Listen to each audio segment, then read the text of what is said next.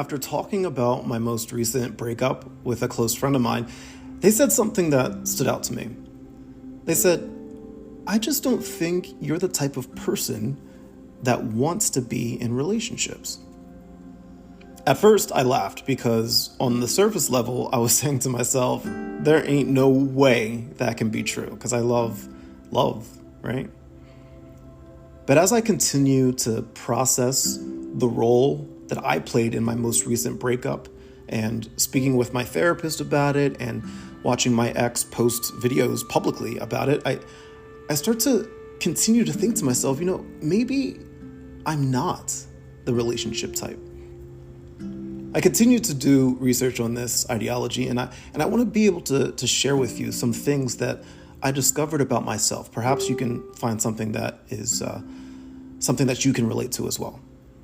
But before we get started, my friends, I have a question for you. Do you have $1 to spare? Are you looking for even more mental health insights? If you said yes, then you should subscribe to my Patreon. It's only $1 a month. Yes, my friends, you heard that correctly. $1 each month, and you'll get access to my live stream mental health interviews, where I speak with mental health experts and content creators from around the world. You'll get daily motivation. You'll get daily affirmations. You'll get pictures of my cats, Hamilton and Burr. Yes, that's what their names are. And you'll get behind the scenes exclusive looks at my own personal mental health journey. Just visit my website at thevibewithkai.com, click on Patreon and subscribe. It's only $1 a month. And when you subscribe, hopefully I can play a small role in making your day just a little bit better. So let's get back to the topic. The first thing that I realized is that it's not necessarily a bad thing to not be a relationship type. Unless, of course, you end up hurting somebody because of how you feel about relationships, which is something that has definitely happened. But as long as you're not hurting someone, as long as you're being upfront with them, not being the relationship type is not really a bad thing, even though society might make you believe that it is. I learned that it simply means that my priorities are typically different than the people I surround myself with. For example, whenever I think of my future, I'm typically alone as I think about it. I'm alone in my travels, my adventures, my experiences. I enjoy casual sex, and I enjoy hooking up with someone who is on the same page as me, that's not looking for something long term. I love the idea of being in a committed relationship with one person for the rest of my life. It just makes me uncomfortable. I'm starting to realize it makes me so uncomfortable. It's not something that I want. As I go through this self-awareness journey about how I feel about love and relationships, I start to think about some signs that clearly show that I'm not the relationship type. I want to share those with you today. So here are my 5 ways to tell that relationships may not be for you. Number 1, my biggest priority is myself. I have a very niche career path that I'm on, and I work very hard every single day to make those dreams and those ambitions come true. I often put my dreams and my ambitions before anything else. I'm realizing that forcing myself to be the relationship type is unhealthy for me and unhealthy for the other person, and I end up hurting people because of it. Number 2, I prefer to be by myself in my free time. I don't have a lot of free time. Free time is a luxury for me when it comes around because I spend almost every minute of my day trying to progress my career forward. I want to be successful so I'm able to take care of my family, take care of my mom, my dad, my sister, my nephews, my nieces, the people that I love, my best friends. I want to be able to take care of them and obviously at some point take care of myself. I do want that. But every single free moment that I have, it's focused on that, on progressing my career forward to a point that I can do that. But when I actually do get free time, I prefer to spend it alone.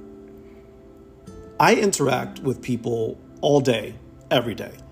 And I'm starting to realize that I want to spend my free time alone, and I want to be able to do that unapologetically.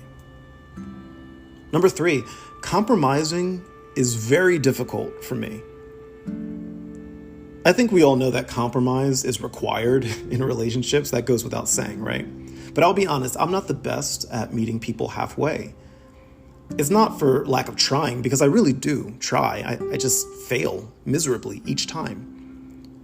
In a lot of my previous relationships, there have been many times in which compromise was achieved, but I was burned in the process, and that shit freaking hurt.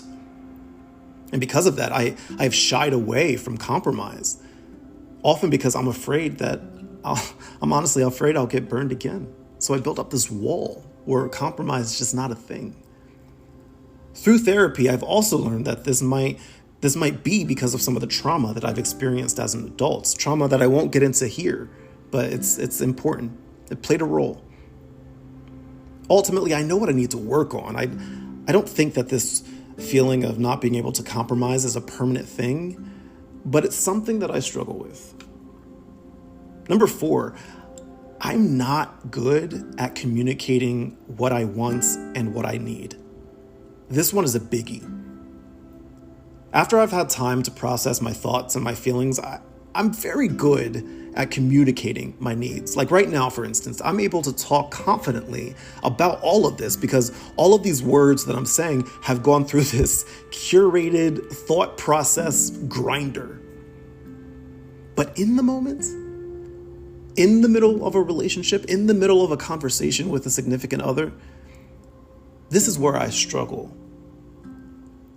I want to communicate what I feel inside, but I just won't know how. It's like having your thoughts and feelings be in Spanish and trying to translate them into English when it's not your first language. That's how I feel. I end up struggling getting the words out or even speaking up at all. And this results in me shutting down or pulling away, trying to learn how to say what I need or how I feel before I start reaching out. Additionally, I have this annoying fear of being perceived as needy. I don't know where that came from, but it's quite often a feeling that kind of lives rent-free in my head. And number 5, I'm the best version of myself when I'm single. I turn into a different person when I'm in a relationship. I just don't feel myself. I feel off. I feel dampened. I feel held back. I feel unfunny. I feel boxed in. I feel unsafe. I feel like a stranger took over my body. I don't know how else to say it. I just don't feel like I'm the best version of myself when I'm in a relationship. My friends even told me that. They've said that I'm a better person when I'm single. And I'm starting to realize that might actually be true. Look, maybe I'm not built for relationships at the moment. Am I swearing off relationships for the rest of my life? No. I'm sure somebody will come along that I'll feel comfortable enough to maybe give it a try. But before I jump into anything again, I need to make sure that the relationship is actually a high priority. Right now, I just don't think that's the case in my life. I don't want to hurt people as I focus on my own struggles and my own goals, my own career path, my own travels, the things that make me happy. That's not fair to the person that I'm in a relationship with, and it's not fair to me. I'm not ashamed of saying that I shouldn't be in a relationship with someone right now. Life is all about finding the things that make you happy, and relationships just don't make me happy. You got to find the things that make you feel safe. And right now, the things that make me happy, the things that make me safe, it just doesn't involve romance or relationships. And I'm okay with that. I have to be okay with that. Friends, if you enjoyed this podcast and you want even more insight and stories like this, then visit my website at thevibewithkai.com. the place where I help you maybe live a good life full of good vibes. And if you have $1 to spare, subscribe to the Vibe with Kai Patreon. For only $1 a month, subscribers get access to daily motivation, daily affirmations, live stream interviews that I do with mental health experts and content creators, and behind the scenes looks at my own personal life, things that I don't post anywhere else.